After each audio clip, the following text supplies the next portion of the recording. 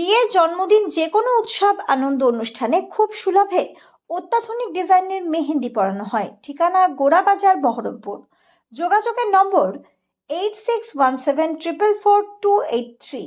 বহু লড়াই এবং সংগ্রামের ফল আজ রাজ্য সরকারি বা যৌথ মঞ্চ তারা আজ হকের ডিএর টাকাটা পেল। তাদের আন্দোলনের জন্যই পাক কি মুখ্যমন্ত্রীর কৃপায় পাক, খুব ভালো কথা। কিন্তু আপনারা যে এতদিন কর্মনাশা বন্ধ করে নিজের অফিস কামাই করে, নিজের ডিউটি কামাই করে আন্দোলন করলেন, সাধারণ মানুষ আপনাদের কাছে সেই সময় সেরকম কোনো পরিষেবা পায়নি। সেই সময়ের দামটা কে দেবে? চৌথ মঞ্চের যে দাবি, সেই দাবি কিন্তু মমতা ব্যানার্জি মেনে নিল। আপনারা মমতা ব্যানার্জিকে যে কুরুচিকর মন্তব্যগুলো করেছিলেন সেগুলো ফিরিয়ে দেন। আপনারা টাকা পেয়েছেন, খুব ভালো কথা, কিন্তু এখনও কি জানেন আপনাদের মধ্যে 100টার মধ্যে 80 জন কর্মচারী অসৎ? আপনারা জানেন এখনও 100 জনের মধ্যে 80 জন কর্মচারী টেবিলের তল থেকে টাকা নেয়? সেগুলো দেখুন। আপনার পাশে যে ছেলেটি কন্ট্রাকচুয়ালে কাজ করে, সেই ছেলেটি 12,000 থেকে 18,000 টাকা মাইনা পায়। কিন্তু আপনারা কি রাজ্য সরকারের সেই রকম ডিউটি করেন? আর শিক্ষকদের কথা কি আর বলবো, তারা তো নিজেরা মোবাইল ঘাঁটতেই ব্যস্ত, আর অফিস রুমে মমতা ব্যানার্জি আর অভিষেক ব্যানার্জির কেচ্ছা করতে ব্যস্ত থাকে। ক্লাস করবে কি? টাকা পাবেন, খুব ভালো কথা, আপনার হকের টাকা পেয়েছেন, খুব ভালো কথা, কিন্তু দয়া করে বলছি রাজ্যটা আপনার আমার সকলের। আর সরকার মহোদয়ের কাছে অনুরোধ করব, ওই অসাধু যে সমস্ত কর্মচারী আছে তাদের বিরুদ্ধে ভিজিলেন্স লাগান, তাহলেই বুঝবেন দুধকে দুধ, পানিকে পানি। আমরা চাই, বাংলার মানুষ চায়, যে কর্মচারীরা নিষ্ঠার সঙ্গে কাজ করুক, দুর্নীতি নিপাত যাক। 11 থেকে 19 মাননীয় মুখ্যমন্ত্রী সেটাকে বাড়িয়ে করে দিয়েছেন 90%।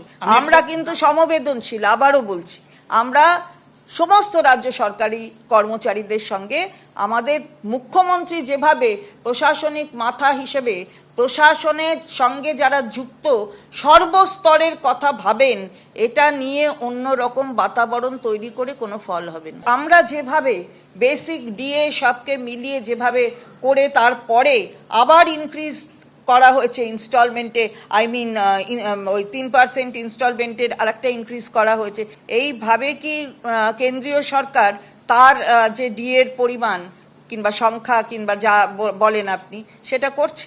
যদি ডিএটা না পাওয়া যায় তাহলে কিন্তু রাজ্য সরকারের সমূহ বিপদ।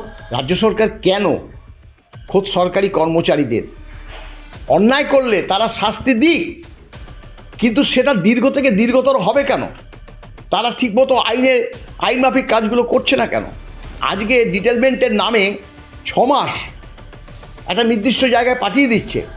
যেই সরকারের হয়ে রাজ্য সরকারি কর্মচারীরা কাজ করে, আমাদের ওয়েস্ট বেঙ্গল গভর্নমেন্ট, সেখানে যদি নির্দিষ্ট নিয়ম মতো না কাজ করে তারাও তো কোপের মুখে পড়ে। বর্তমান সরকার যদি আসে তাদের কোনো অসুবিধা হবে না, এটা ঠিকই, কিন্তু নয়া সরকার আসলে পরে তাদের সমূহ বিপদ। আরে অত সোজা আইন আদালত নেই, সে সাসপেন্ড হয়েছে, তার নামে এফআইআর হয়েছে, তাকে সরকারি দপ্তরে বসাতে পারবে এই ক্ষমতা মুখ্যমন্ত্রীর আছে? নির্বাচন কমিশন তার নির্দিষ্ট নিয়ম মতোই দেখাচ্ছে। এখন ভয় পাচ্ছে তো, এখন তিনি বলছে তোমাদের কোনো চিন্তা নেই, আমি অন্য কাজ দেবো। আরে অত সোজা? মমতা বন্দ্যোপাধ্যায় একটা বক্তব্য রেখেছিলেন যে আমরা ধর্মঘটের সমর্থন করি না। উনি যা বলেছিলেন সেটাকেই চ্যালেঞ্জ জানিয়ে আগামী 13 তারিখ আমরা চ্যালেঞ্জটা নিলাম। ওই ভদ্রমহিলার নাম ছিল ধর্মঘট নেত্রী।